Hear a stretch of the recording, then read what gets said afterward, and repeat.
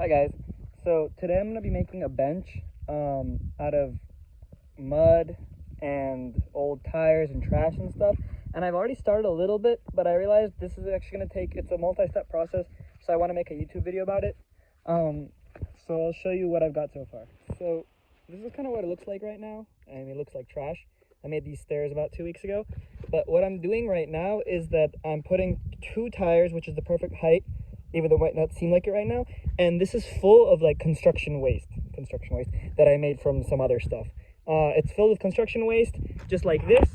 And then I filled it more with sand so that I could fit it into the corners, which is important for this part to be rigid. Not too rigid, but whatever, it works. So right now, the actual design of this will be a bench here, and in the middle it's going to be a rocket stove and a grill. So that's what I'm leaving the space for right now. I'm putting this is the size of the grill. Here I'm about to start mold out of cement to make a rocket stove. I have some rebars that I just cut that I'll be putting here. I'll be filling this with cement, and that you'll see that a lot better when it's in place. I dug this out so that I could pull out the ash when the time comes. And then this is another bench. So for this section, I've started filling it in now. And notice it's made from kind of coarse, larger rocks compared to what's inside here.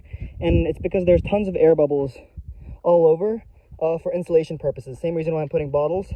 All this will be pretty insulative. The more air there is, the more bubbles there are. So to prevent heating the tires, if that's a problem, and just to keep the heat inside where I want it to be. So now we're putting the first layer, like I said. It's just a very thin layer of this.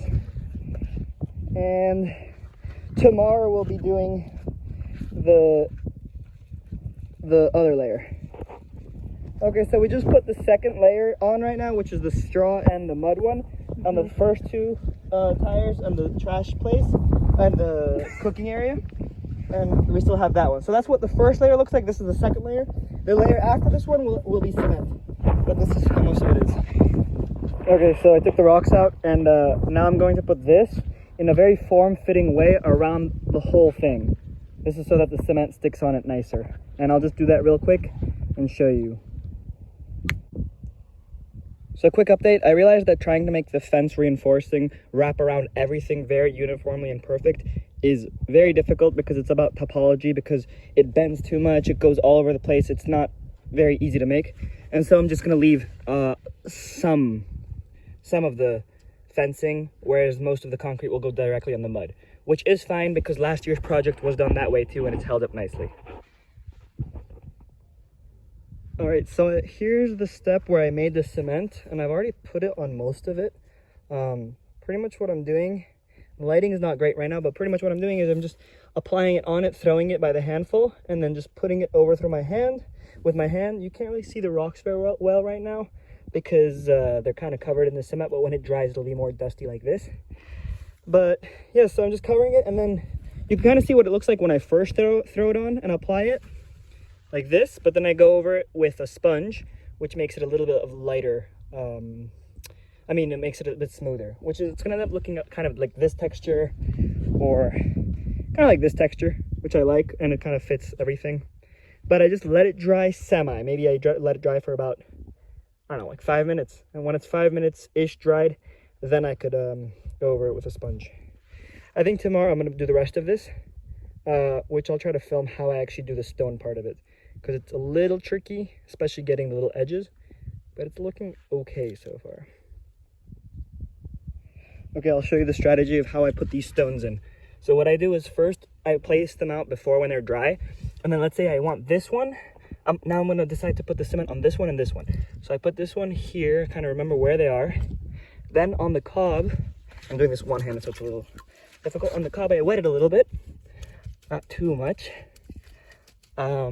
Also, wetting the rocks, because if you put dry rock on cement, it sucks out all the moisture and will make the cement crack.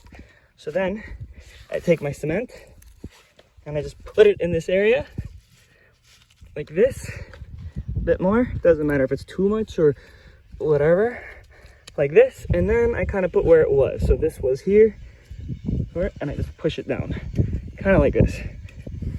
Where was the other one? This piece. So this piece must have been put a little bit more here. Just get the point, kind of like this.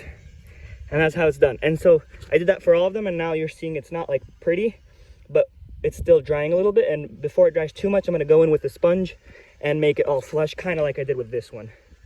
But yeah, this is pretty much the process. It goes kind of fast once you get the rhythm of it, but setting it up and everything beforehand is what takes a while. But in order to get it like how I did this last night, which is to make sure that the rocks show up, because now a lot of them are hidden under the cement, I have just a little rag.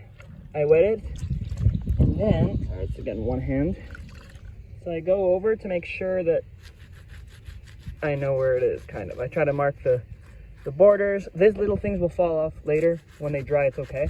But I'm just making sure that I know where all the rocks, because some of the rocks, I don't even know where they are.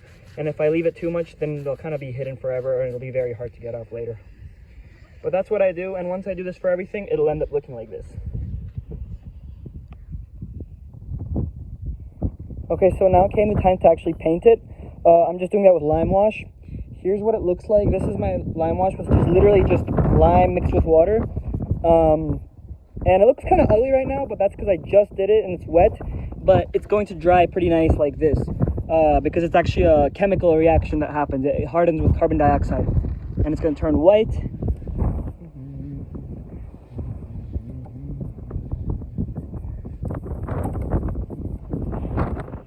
Okay, so with that, it's pretty much 95% finished, and this is kind of what it looks like. All that's left now is to put a little bit of varnish to make the rocks pop more, but it's here. And then this ground is going to be covered with these tiles of rocks, so you won't see where the drippings were. So it's going to look like a nice cleaner edge, but this is it. Thanks for watching.